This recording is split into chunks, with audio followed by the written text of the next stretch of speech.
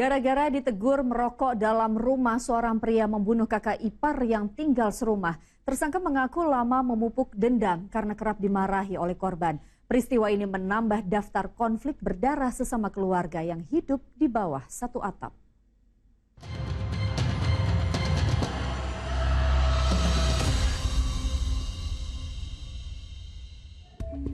Pada saat dibuka, itu sudah berlumuran darah si korbannya.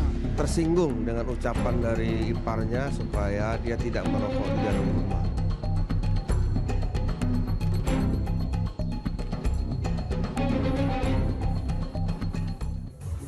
Cerita wanita di rumah inilah yang menggemparkan warga sekitar. Pasalnya, suami dari wanita itu tewas dianiaya oleh adik iparnya sendiri yang tinggal satu rumah. Peristiwa berdarah itu terjadi di sebuah rumah di kawasan Rawa Bambu 2, Pasar Minggu, Jakarta Selatan.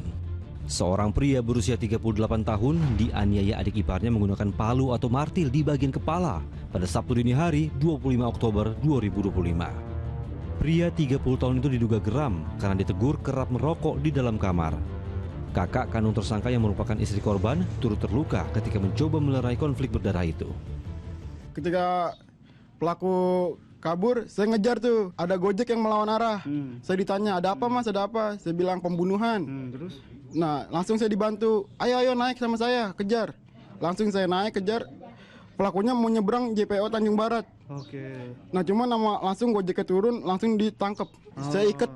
Saya minta tali sama orang bengkel. Saya minta tali sama orang bengkel. Pelaku langsung diikat, dibawa ke Polsek. 4 saksi telah diperiksa polisi termasuk keterangan dari tersangka. Pria itu pun terancam pasal berlapis tentang penganiayaan berat dan pembunuhan dengan ancaman minimal 5 tahun penjara sampai maksimal seumur hidup.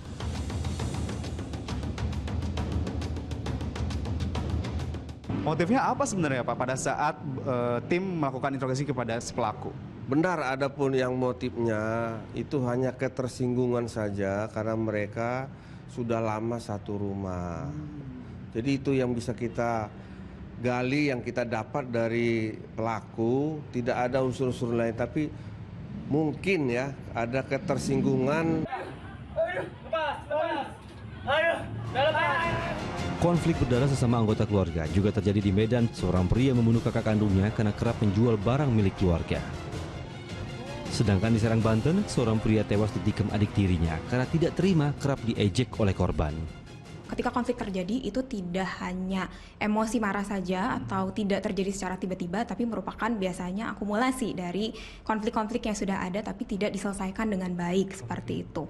Dan kemudian ketika tidak diselesaikan dengan baik maka akan ada emosi yang terpendam, kemudian disalurkan dengan cara yang tidak adaptif seperti misalnya perilaku agresif. Kita juga perlu untuk memiliki empati terhadap kebutuhan orang lain juga. Kita kan tinggal di rumah nih bareng-bareng gitu ya, kita nggak bisa hanya mengutamakan kebutuhan kita pribadi aja. Ketika kita punya konflik antar keluarga, itu sebisa mungkin diselesaikan dengan baik-baik.